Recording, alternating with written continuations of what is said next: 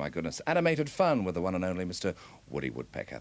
Today at 5:15, it's Bob Holness with Blockbusters. That's the name of the game at 5:15. Now here's Tricia with news of the capital.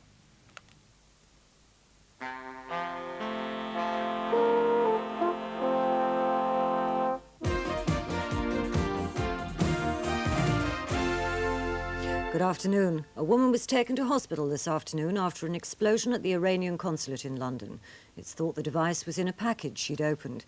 Scotland Yard say they don't know who sent it. The explosion happened shortly before midday here at the Iranian Cultural Centre in Kensington. It's understood a woman triggered off the blast as she opened a package. She's now been taken to St Stephen's Hospital suffering from cuts and burns, but she's not thought to be seriously injured. Anti-terrorist squad officers are now at the scene making a thorough search of the building for other possible devices. An inquest on the Hertfordshire school children who died when their coach crashed in France has been told that a teacher fought to control the vehicle after the driver had a stroke. Ian Laycock grabbed the wheel, but the coach went off the road and overturned. 5 pupils from schools in St Albans were killed, along with the teacher and the driver. It happened in May near Ledignan in southern France. The inquest is continuing.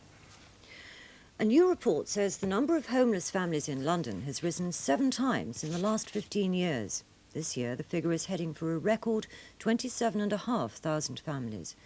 But the report for the GRC says the real figure is probably double that, because thousands of single people don't qualify for help under the Homeless Persons Act and have to sleep rough or in hostels. A man from Bedford has appeared in court accused of murdering Leonie Keating from Acton. Gary Hopkins is charged with abducting her at Great Yarmouth and killing her the next day 70 miles away in Suffolk. He's also accused of abducting a 10-year-old at St Osyth in Essex 3 years ago. He was remanded in custody. A strike by civil servants has shut all but a handful of social security offices in the southern half of the Thames area. They're protesting at staff cuts and say the benefits system is on the verge of collapse.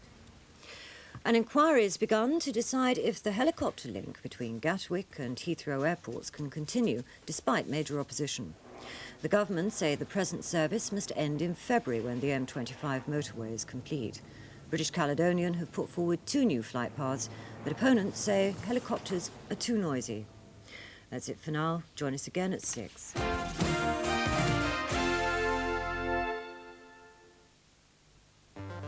In Reporting London this week, controversy in the classroom. A growing number of fundamentalist religious schools in London teach by new methods but punish in time-honoured fashion. Schools for scandal or a lesson in education? And we report on the renewed battle between the conservationists and the property developers over the Green Belt. And we ask whether the so-called greening of the Tory party is leading to a massive housing crisis here in the South East. just 2 of the stories in Reporting London tomorrow at 6:25.